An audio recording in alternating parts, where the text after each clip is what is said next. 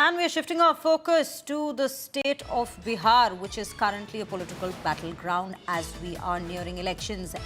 Home Minister Amit Shah at BJP Chief Nadda's residence is breaking news that we bring to you.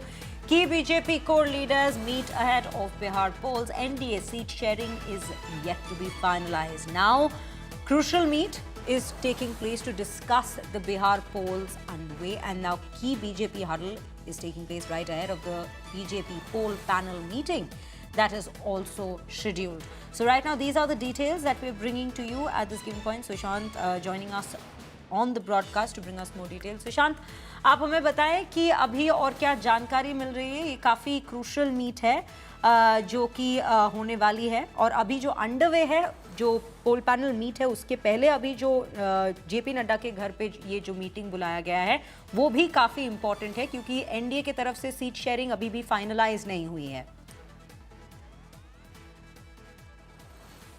देखिए, कल जिस तरीके से NDA के कोर ग्रुप की बैठक हुई थी उसके अंदर सीट शेयरिंग का फॉर्मूला जो है वो लगभग तय माना जा रहा है, लेकिन उसके ऑफिशियल अनाउंसमेंट जो है वो तभी होगी जब बीजेपी अपने उम्मीदवारों के नामों का ऐलान जो है वो करेगी। लेकिन आज शाम को जो बैठक होनी है सीएसी, जिसमें प्रधानमंत्री भी शामिल होंगे, लेकिन उससे पहले बीजेपी के राष्ट्रीय अध्यक्ष जेपी नड्डा के घर पर इस वक्त जो बैठक चल रही है उसके अंदर केंद्रीय गृह मंत्री अमित शाह जो है वो पहुंचे हैं। जेपी नड्डा और उनके साथ सम्राट चौधरी और विनोद तावड़े और विनय सिंह और उसके अलावा नित्यानंद राय भी जो है वो शामिल है।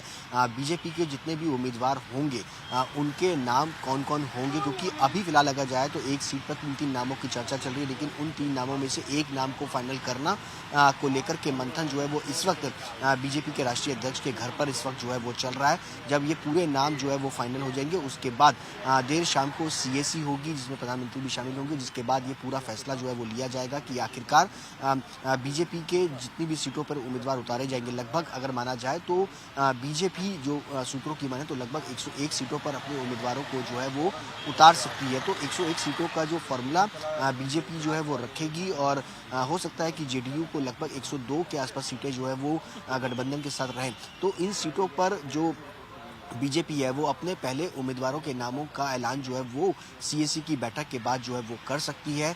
उम्मीद ये है कि देर शाम को जब ये बैठक होनी है उसके बाद ही सीटों के उम्मीदवारों के नाम का भी ऐलान जो है वो बीजेपी की तरफ से किया जाए।